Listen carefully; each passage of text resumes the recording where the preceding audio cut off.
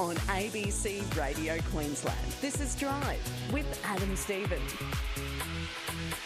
Sometimes in this life it can feel like there's not much one individual person can do about bigger picture things in this world, but then you meet someone who reminds you that no, one person can make a massive difference. And the story of Tamang, a young man who endured unimaginable hardship in Nepal growing up, only to go on and start a charity that has now improved the lives of children in his home village and beyond, is inspirational.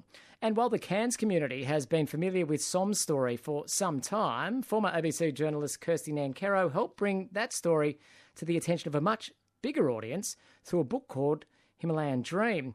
And that work has earned Kirsty a finalist nomination in the Women Changing the World Global Awards that'll be held in London in April. And ahead of the launch of an audiobook of Himalayan Dream, Som and Kirsty are in the studio with you to discuss more about the story behind the story. Welcome to ABC Radio once again, Kirsty and Som. Thank you very much. So Som, for our wider Queensland audience, we're not just broadcasting to Cairns, so could you remind our audience what inspired you to create your charity, Friends of the Himalayan Children? Actually, it is the hardship. It is not being able to educate myself. And when I left the village, going back to the village after a few years of living in such a young age myself, and knowing that my brothers and sisters were not going to get education and going to be same as me, that's what actually inspired me. And it's particularly true for was particularly true for young girls in remote parts of Nepal. They didn't have much of an opportunity at all for education. Yeah, in the my village is not far from Kathmandu. In that time when I was young and school age, there is no young girls, anyone my age or older who've been to school in my area and higher up. So it's a very, very different scenario. You grew up in pretty tough circumstances. You found your way to Cairns eventually, and in Cairns you actually started a charity some time ago that's helped improve the lives of young people in Batase. Remind our audience about the charity and the work you've already done. I looked for help a lot of different organizations in Kathmandu, and everybody's were not able to help my village. So that really inspired me to start a Friends of Himalayan Children in Cairns back in 2008.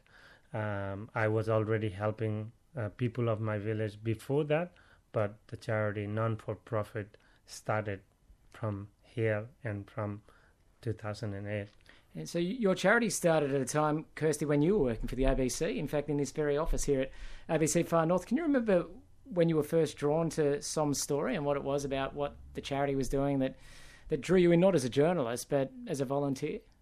Yeah, it was in this studio that I first I first interviewed Som when he came back from a trip to Nepal after the 2015 earthquake. I'd been to see him at his home just after the disaster when he was getting ready to take a whole bunch of resources over to get to remote places that he thought wouldn't be touched anytime soon after the disaster, and had great personal tragedy himself, losing his brother, and the school was destroyed. The Friends of Himalayan Children hostel was destroyed. But until then, I didn't know about Friends of Himalayan Children, and it was only through continuing to follow up with Som's return visits back and forth that I got to know about the impact that he was making there, and then also about his own personal journey.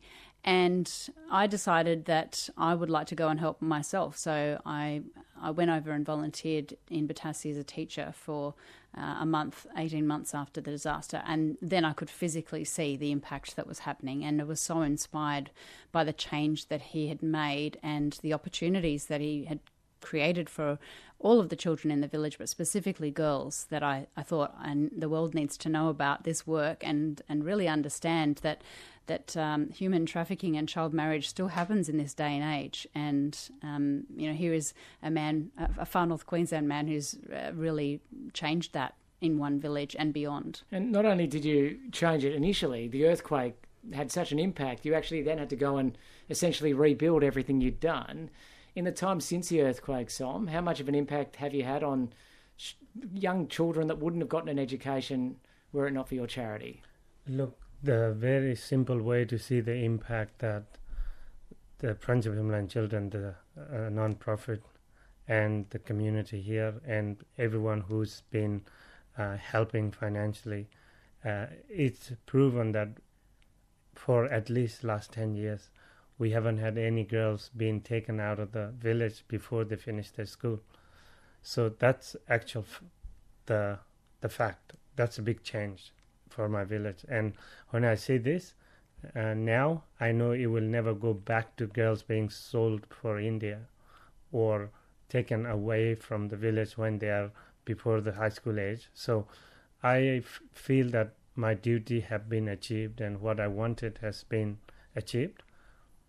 Kirsty, your book, which details Som's journey, Himalayan Dreams, it's what have been purchased by people in at least 10 countries around the world. What do you think it is about the story that's attracting such a wide audience? I think it's a universal story. There's many themes in it, gender equality being one of them, but also the power of one person to make change. I mean, Som has never taken no for an answer. He's never shied away from a challenge, and what he's achieved just shows what is possible. And I think that speaks to people in all walks of life, and also the fact that you can come from not having very much at all and still achieve a great deal.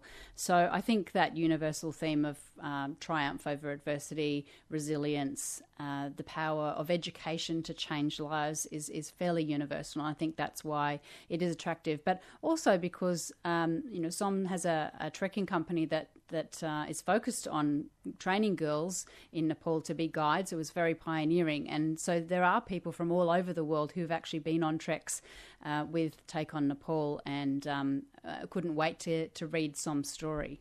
You're tomorrow launching the audiobook for the story, which will again bring it to another wider audience. I mean, as a former radio journalist, what's it like making an audiobook? Well, you and I both know the power of radio and storytelling with audio. So I know that now we live in an age where no one's got any time, and picking up a physical book is actually not possible for many of us. We're listening in our car to lots of podcasts.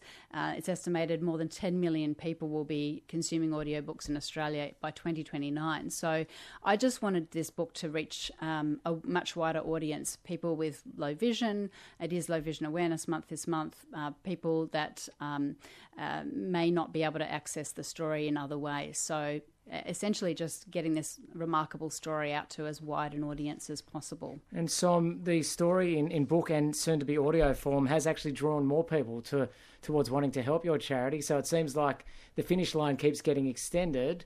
Where to still for the charity, do you think, with the renewed interest? Look, that's like I said, it's a big question, and I have to think, focusing myself as well. And last 22 years in Australia, I think I've been fully just dedicated, giving my 100% time for Friends of Himalayan Children, and it's been all truly solely volunteer position, and it never was for making money. So I feel that I need to start focusing myself as well. Hopefully my next generation of people that I have raised in Nepal will take over, and which they are already starting. So out of probably over 300 young people that came out of Batase, at least a few of them are capable now on their own hands. So I'm very excited to actually hand over and take the leadership, the ownership of Friends of Himalayan Children to the next generation. That's what I look forward to. But I can't just stop here and go, unfortunately. You've got a lot still to do, Som Tamang, but it's great to see the evolution of your work. And Kirsty Nancarrow, who is the author of Himalayan Dream and soon to be an audiobook as well.